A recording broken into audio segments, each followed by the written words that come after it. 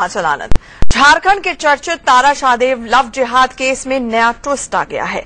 झारखंड के अल्पसंख्यक कल्याण मंत्री हाजी हुसैन तारा के पति रंजीत उर्फ रकीबुल को रंजीत नहीं रकीबुल के नाम से ही जानते थे। मंगलवार की रात दिल्ली से गिरफ्तार हुए रंजीत ने पूछताछ में कबूला है कि वो 2006 से ही नमाज पढ़ रहा था, लेकिन वो हिंदू है। रंजीत के स्कूल कॉलेज के पहचान पत्र से लेकर ड्राइविंग लाइसेंस तक इस बात की तस्दीक करते हैं, गवाही देते हैं कि वो हिंदू है। गिरफ्तार रंजीत उर्फ रकीबुल का आरोप ये है कि तारा ने उसे 15 लाख रुपए की खातिर लव जिहाद के जाल में फंसा दिया, जबकि नेशनल शूटर तारा शाहदेव का आरोप यह है कि रंजीत उर्फ रकीबुल ने उस पर मुस्लिम धर्म अपनाने का दबाव डाला। ऐसे में अब ये बीच बहस का बड़ा सवाल है कि रांची के इस हाई प्रोफाइल केस में कौन सच बोल रहा है और कौन झूठ बोल रहा है। क्या ये वाकई रंजीत का लव है या फिर रकीबुल का जिहाद?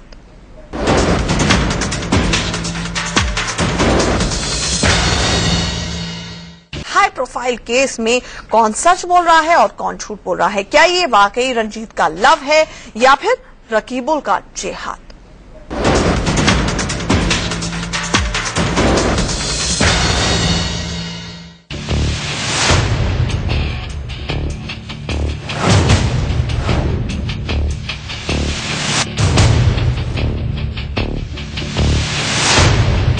रांची के चर्चित नेशनल शूटर तारा शाहदेव लव जिहाद मामले में पेच सुलझने के बजाय उलझता ही जा रहा है। दिल्ली से गिरफ्तार तारा के पति रंजीत सिंह कोहली उर्फ रकीबुल हुसैन ने पूछताछ में ये तो कबूल किया है कि वो 2006 से लगातार नमाज पढ़ रहा है, लेकिन उसने ये भी कहा है कि उसने कभी धर्म परिवर्तन नहीं किया और तारा शाहदेव के आरोप झूठे हैं। आपका नाम क्या है? रकीबुल है या रंजीत कोहली? रंजीत सिंह। लेकिन आपकी पत्नी आप पे आरोप लगा रही है। मैं सिख फैमिली से बिलोंग करता हूँ। आपकी पत्नी आप पे आरोप लगा रही है कि आप उनके धर्म परिवर्तन। वो गलत है। अनुसंधान अभी प्रारंभिक चरण में ही है और हम इसकी पूरी गहराई से इसकी जांच कर रहे हैं। अगर कुछ ऐसा तथ्य आएगा जो कि ये करेगा कि उसने इस्लाम धर्म अपना लिया था तो हम आपको बताएंगे। हालांकि इस बीच रंजीत ने एक और बड़ा खुलासा करके सबको चौंका दिया है। रंजीत उर्फ रकीबुल के मुताबिक उसकी मां कौशल्या दरअसल कौसर है। रंजीत के हिंदू पिता से शादी के बाद मां ने हिंदू धर्म अपना लिया था। बाद में पिता की मौत के बाद मां ने फिर से इस्लाम कबूल कर लिया। अब बड़ा सवाल ये है कि भारतीय समाज में पुत्र की पहचान पिता से होती है और रंजीत उर्फ रकीबुल के केस में चूंकि पिता हिंदू थे, ऐसे में क्या रंजीत को हिंदू माना जाएगा?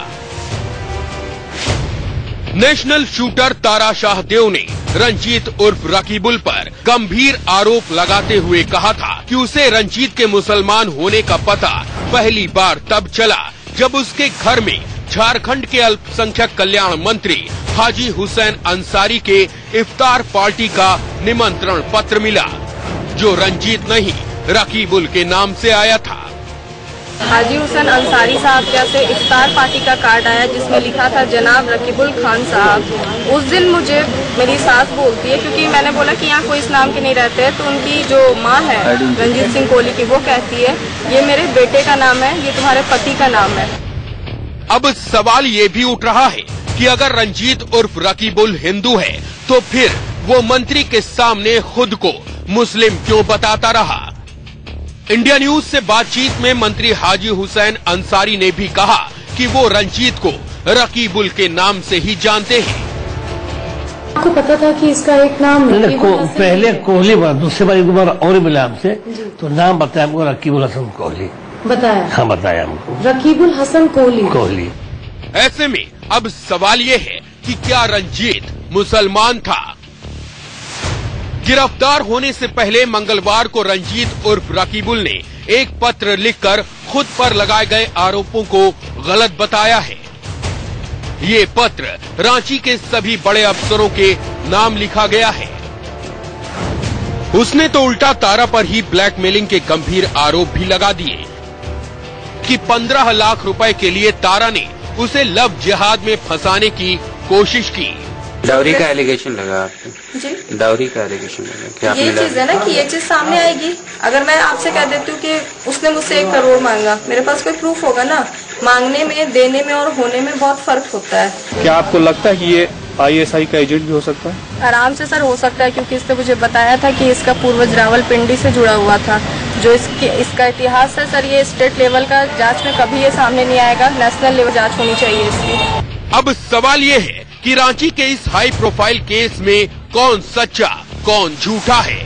क्या रंजीत उर्फ रकीबुल पुलिस को बरगला रहा है, या फिर तारा शाहदेव ने लव को जिहाद का झूठा एंगल दे दिया है?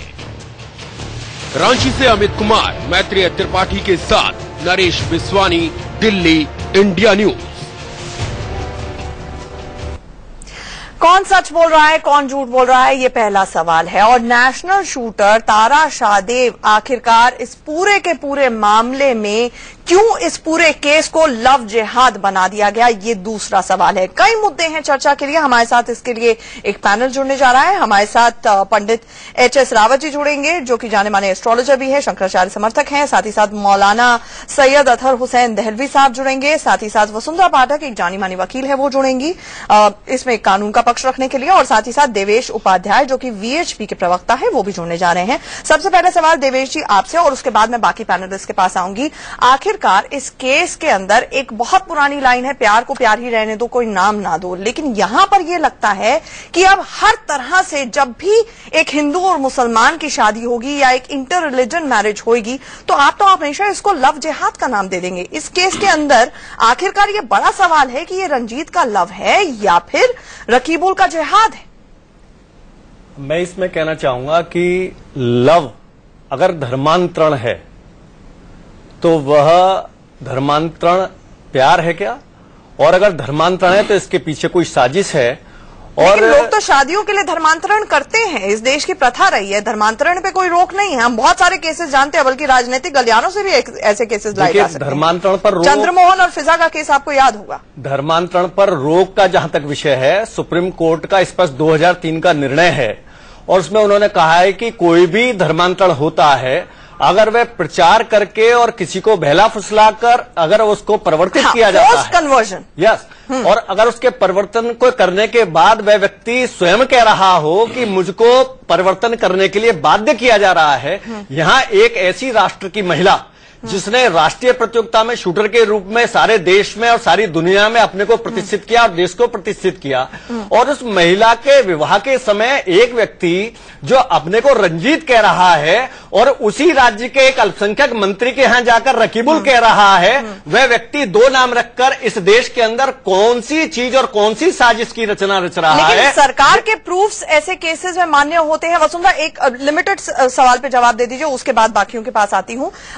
सरकारी प्रूफ में चाहे वो ड्राइविंग लाइसेंस हो, शादी की तस्वीरें हमने देखी, वो हिंदू रीति रिवाज से हुई हैं। ऐसे में प्रथम दृष्टिया आपको क्या लग रहा है कि कौन सच बोल रहा है, कौन झूठ बोल रहा है? देखिए, प्रथम दृष्टिया बड़े दिनों से ये चर्चा चल रही है, और जहां तक प्रथम दृष्टिया की बात आती है तो इस केस में ही अपने आप में बहुत सारी कॉन्ट्राडिक्शंस हैं। क्योंकि पिछले रोज से जब से हम खबरें सुनते आ रहे हैं, पहले जो स्टोरी, जो कहानी मीडिया के माध्यम से या अदरवाइज हम लोगों के सामने आई, पूरे देश भर के सामने आई। आपको माफ कीजिएगा, रोकना पड़ रहा है। हमारे साथ तारा शाहदेव इस वक्त खुद जुड़ गई हैं। तारा, आपको ये जानकारी मिल गई होगी कि रंजीत को गिरफ्तार कर लिया गया है, लेकिन बड़ा सवाल ये है कि जब जितने भी प्रूफ्स उन्होंने सौंपे, उन्होंने सरकार को लेटर लिखा, उसमें रंजीत का ये कहना है, चाहे ड्राइविंग लाइसेंस हो या कोई भी चीजें हो, वो सारे के सारे रंजीत के नाम से हैं, और मैं सिख धर्म का हूं। आज भी जब उन्हें अदालत में पेश किया गया, उन्होंने बाकायदा ये बात बोली।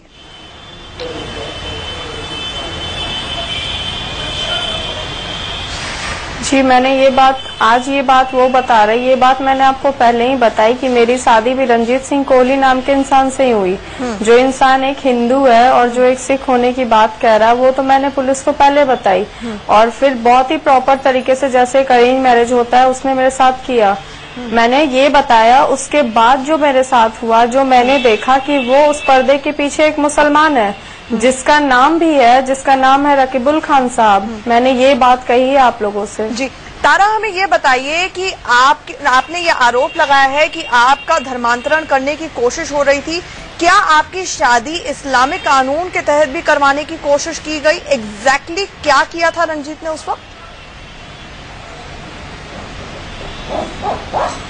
जी, 7 जुलाई को मेरी शादी हिंदू रीति रिवाज से बहुत ही अच्छे तरीके से हुई, जो सबके नजर के सामने है। 8 जुलाई को वो इंसान मुझे कहता है कि तुम्हें 3 बार कबूल है कहना पड़ेगा, जिसके बाद वो मुश्ताक अहमद जो विजिलेंस रजिस्ट्रार है वो कुछ काजियों को लेके घर पे आते हैं और मुझे कहा जाता है कि जो पति कहेगा वो आपको हर हाल में करना है और इसके लिए आपको 3 बार कबूल है बोलना पड़ेगा। वो चीज उन लोगों ने मुझे जबरदस्ती करवाई भी कि आप अपने पति को अपने शौहर के रूप में मानती हो, इसलिए आप कबूल है बोलिए।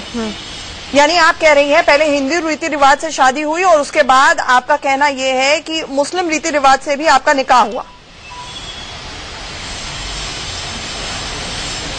जी, और उस निकाह में सिर्फ मुस्लिम लोग आए थे। इवन उन्होंने अपने नेबर्स को भी नहीं बुलाया और ना ही मुझे मेरे पापा भाई को खबर करने तक का इन लोगों ने वो दिया। कहा कि अगर कुछ भी कहोगे तो तुम समझ भी नहीं सकते हो क्या होगा तुम लोगों के साथ। लेकिन एक सवाल ये भी है कि 15 लाख रुपए मांगे गए आपकी तरफ से, ये आरोप रंजीत ने सरासर आप पे लगाया है।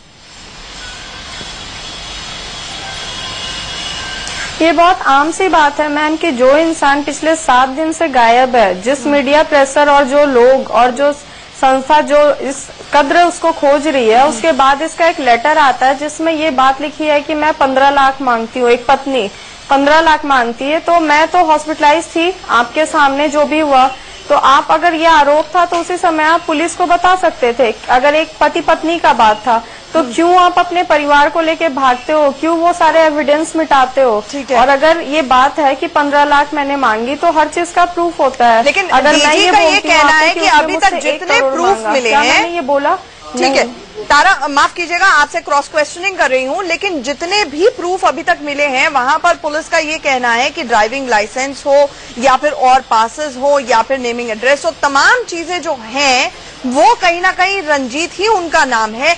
ऐसे में एक तो ये सवाल है, दूसरा एक ये भी सवाल है कि जब आपका निकाह पड़ा गया तो आप जो कह रही हैं तारा से सारा आपका नाम बदलवाने की कोशिश थी और धर्मांतरण करने की बात थी, ये बाद में आई या उसी वक्त साथ के साथ करवाने की कोशिश हुई? सबसे पहली बात ये जो आप बोल रहे हो रंजीत सिंह कोहली का बात, ये तो बहुत अच्छे तरीके से जो लोग उसे बचा रहे उन्होंने ये मौका दिया, क्योंकि जिस दिन मुझे रिकवर किया पुलिस ने उसके एक दिन बाद तक वो इंसान अपने सारे सामान वहाँ से निकालता है, बाइज्जत वो वहाँ से सारे एविडेंस मिटा के निकल जाता है, जिसमें जाहिर सी बात है कि वो 2 आइडेंटिटी से जी रहा है, तो उसने एक आइडेंटिटी को पूरी तरीके से मिटा लिया। जो फॉल्स आइडेंटिटी जो सबके सामने आनी चाहिए वो नहीं आने दे रहा। इस वजह से वो कहाँ जा रहा है, क्यों भागा? अगर वो सच्चा इंसान था क्यों 7 दिन पहले वो नहीं आया? ठीक है, कल उसने जो स्टेटमेंट दिया। अच्छा वसुंधरा, आप 2-3 चीजों का बहुत क्विकली जवाब दीजिएगा क्योंकि मुझे बाकियों के पास भी जाना है। प्रथम दृष्टिया जिस तरह से तारा भी कह रही है, एक तो 7 जुलाई को शादी हुई है, सिर्फ 1 महीने की शादी के अंदर अंदर इतनी सारी बातों का सामने आना। दूसरा उनका ये कहना है कि भागे क्यों अपनी जगह से, अगर वाकई रंजीत थे तो वहां पर बने क्यों नहीं?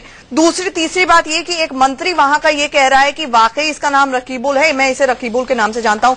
अदालत के अंदर आप क्या कहेंगी अगर इस तरह का केस आता है तो? देखिए, सबसे जो बड़ी बात है, ये हद से हद एक विवाह विवाद का मुद्दा हो सकता है, जिसे इसको पूरे तरीके से एक लव जिहाद, एक बड़ी थ्योरी का नाम दिया जा रहा है। वह एक अपने आप में बहुत बड़ा सवाल है हम सबके लिए, और मुझे खुद उसके ऊपर कुछ डाउट्स हैं। मैं प्राइमा फेशियली सेटिस्फाइड नहीं हूं कि एक लार्जर कॉन्स्पिरेसी का हिस्सा हो सकता है। मैं तारा से एक छोटा सा सवाल पूछना चाहूंगी, मुझे अब क्योंकि जो बहुत बड़ी बात है, मैं समझ रही हूँ, कबूल है, बहुत बड़ी बात है। ये अदालत नहीं है, इसलिए मुझे एक चीज देलवी जी सबसे पहले आप बताएं कि अगर वो हिंदू ही थी उस वक्त, क्योंकि उनका कहना है कि अगले दिन ही मौलवियों को बुला लिया गया और काजियों को बुला लिया गया और बोला गया निकाह कर लीजिए, कबूल है कबूल है कबूल है बोलने से क्या निकाह पढ़ लिया जाता है और उससे पहले क्या धर्मांतरण नहीं होता उस हिसाब से? पहली चीज तो ये कि तारा के साथ जो कुछ हुआ उसमें हमारी पूरी संवेदना, और दूसरी चीज अगर उसको जबरदस्ती उसका धर्मांतर कराया जाता है, ना तो इस्लाम ऐसी शादी का और ना ऐसे धर्मांतर का हम कभी भी समर्थन करेंगे। ठीक है, लेकिन एक चीज है, तारा के साथ हमदर्दी के साथ साथ चूंकि उनकी इस बात को लेकर पूरा देश जलने की कगार पे है, उन्होंने भी खुद कहा 7 को मेरी शादी हुई, 8 को मुझसे कहा गया कबूल है कबूल है। बाद में ये खुद अभी पहले कह रही थी कि एक लेटर आता और उसके जरिए मुझको मालूम हुआ कि उसका नाम रकीबुल है। इफ्तार पार्टी 8 तारीख को नहीं हुई झारखंड में, इफ्तार पार्टी बाद में हुई है। लिहाजा जब इनको दूसरे दिन मालूम हो गया और खत आता 10 दिन बाद, तो ये कहीं ना कहीं इन चीजों को, इनका आपसी प्यार था, जाहिरी बात है हमारे देश की गौरव रही हैं, निशानेबाज रही हैं, बारीकी से हर चीज को जानती हैं, जिस लड़के से इन्होंने प्यार किया होगा। अच्छा, आपका ये कहना है विरोधाभास बहुत ज्यादा है इस चीज को, अगर आपसे मनमुटाव है उसको आपसे मनमुटाव तक रखिए। अब उपाध्याय जी आप बता दीजिए, उपाध्याय जी आप बता दीजिए कि ये एक केस है जिसके अंदर बहुत सारे इफ और बट है, विरोधाभास है, आप इसको राष्ट्रीय स्तर पर एक लव जिहाद का केस बनाने में क्यों तुले हुए हैं? देखिए, ये अकेले एक तारा का विषय नहीं है। उत्तर प्रदेश के अंदर दैनिक जागरण अखबार वह किसी विश्व हिंदू परिषद का नहीं है, किसी हिंदू संगठन का नहीं है, उसका जो अखबार का एक लेखक है अनिल, उनके मैं निवेदन कर रहा हूँ 250 लड़कियों के धर्मांतरण की रिपोर्टिंग दैनिक जागरण अखबार कर रहा है। नहीं, धर्मांतरण होते हैं, धर्मांतरण इस देश में फोर्स में भी हुई। अच्छा एक मिनट, हाईकोर्ट का विषय, मसला भी गया, उत्तर प्रदेश के अंदर हाईकोर्ट का विषय 22 अभी तक इस बात को प्रमाणित नहीं किया। उपाध्याय जी जब भी एक केस सामने आता है वो अदालत के अंदर जाएगा, कौन सच बोल रहा है कौन झूठ बोल रहा है ये फैसला होगा, लेकिन ये अपने आप में इत्तेफाक है ना कि कहाँ आपकी बाकायदा एक बैठक होती है, उसमें लव जिहाद पहली बार नाम सुनने में आता है और उसके बाद अचानक से हम देखते हैं कि केसेस इस तरह के आने शुरू हो जाते हैं। बोल रहा है कौन झूठ बोल रहा है ये फैसला होगा, लेकिन ये अपने आप में इत्तेफाक है ना कि कहाँ आपकी बाकायदा एक बैठक होती है, उसमें लव जिहाद पहली बार नाम सुनने में आता है और उसके बाद अचानक से हम देखते हैं कि केसेस इस तरह के आने शुरू हो जाते हैं। 250 में से देखिए, लव जिहाद केसेस जो है वो रजिस्टर हुए हैं, प्लीज आप उसकी संख्या दीजिए। किसी विश्व हिंदू परिषद का दिया हुआ नहीं है, ये माननीय उच्च न्यायालय केरल के द्वारा दिया गया शब्द लव जिहाद है। लव जिहाद के विषय को लेकर किसी संगठन ने नहीं दिया। आप हाईकोर्ट के उस जजमेंट को मानना है, this is contempt of court. अगर ये माननीय उच्च न्यायालय क्या ना जबरन घसीटना बिना प्रमाण के, मेरे पास रिपोर्ट्स है, हिंदू जागृति .org को इसके अंदर जो है वो मुलव्वस पाया गया कि उन्होंने खेत बढ़ाया। बोलने का मौका प्लीज जवाब देंगी आप, मेरी बात का जवाब देंगी। हमारे 4 सुपरस्टार हैं जिसमें आमिर खान, सलमान खान, अरबाज खान और सलमान खान। अब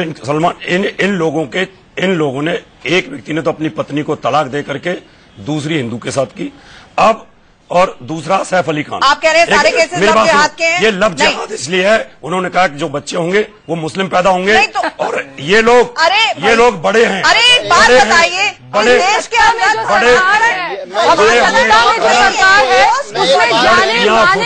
उसमें जाने माने बहुत उच्च कोटि के नेता हैं जो मुसलमान हैं, उन्होंने अपनी बीवियों को तलाक देने की बात नहीं कही। देखिए ऐसा है, शहनवाज साहब, उन्होंने अपनी बीवियों को तलाक देने की बात नहीं कही। खराब हो रही है, ना बनाया जाए, इस मुद्दे को सियासी न बना। मैं आदर के साथ, पंडित जी आदर के साथ कह रहा हूँ, इस मुद्दे को सियासी तौर से न शहनवाज की बात हमारा कहना क्या है कि शहनवाज साहब एक हिंदू ब्राह्मण लड़की को उत्तम नगर लेकर से भागे थे। वो भाग करके उन्होंने शादी की, उन्होंने कहा कि मैं तुम्हें हिंदू रीति से रखूंगा, लेकिन बाद में उपाध्याय जी आप भी जवाब दे दीजिए, क्या वो लव जिहाद नहीं है? ऐसे अगर वह महिला स्वयं कह रही है तो निश्चित रूप से लव जिहाद है। यहाँ पर एक लड़की खुलेआम जाकर सामने कह रही है मेरे साथ मुझको धर्मांतरण करने का दबाव दिया। खरकोदा की घटना, फलावदा की घटना, इंडिविजुअल के कह रही है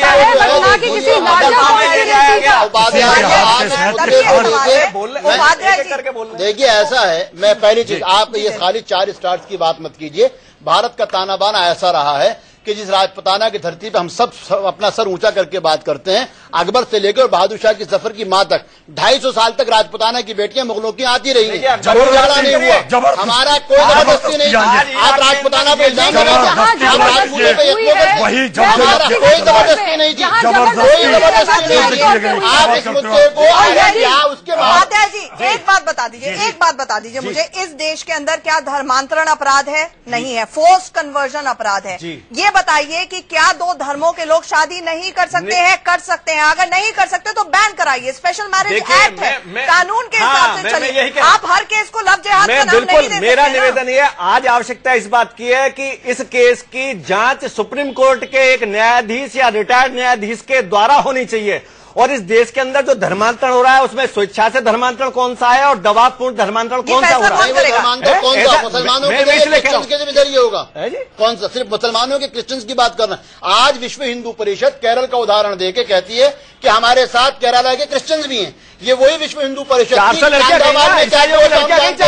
कांधामाल में आपने क्या करा था ये सब जानते हैं। पूरा नॉर्थ ईस्ट क्रिश्चियन बन चुका है, मेघालय क्रिश्चियन बन चुका है, मिजोरम क्रिश्चियन बन चुका है। के मुख्यमंत्री ये केरल का नहीं। आपने क्या कुछ, आज आप जिन क्रिश्चियंस की बात कर रहे हैं, आपने कांधामाल में क्या कुछ किया ये सब दुनिया जानती है। देखिए यजीदियों का क्या कर रहे हैं, छोड़िए, मैं इसका आप भारत में रहकर भारत की बात कर रहे हैं। हमने कभी समर्थन नहीं करा, केरल की बात कर रहे हैं, हिमायत नहीं करते। कर्नाटक की बात कर रहे हैं, उत्तर प्रदेश की बात कर रहे हैं, उड़ीसा की बात कर रहे हैं, कश्मीर सारा खाली कर दिया आपने। किसने खाली करा? कोई खाली नहीं हुआ है। यही कश्मीर है, कोई खाली नहीं हुआ है। हिंदू नहीं छोड़ा आपने कश्मीर में, सारी लड़कियों की छातियों पर इस्लाम लिख दिया आपने। लड़कियों की जिन्होंने इस्लाम धर्म स्वीकार नहीं किया उनको आपने वहां पर, देखिए मैं नहीं कर रहा, ये इतिहास है, भड़कावी बातें मत करिए। भड़का भी नहीं है मैं सीधा आपके माध्यम से लड़की से एक बात पूछना चाहता हूँ। देखिए मैं आपको एक, मेरी पूरी संवेदना उनके साथ है। संवेदना की आवश्यकता नहीं है।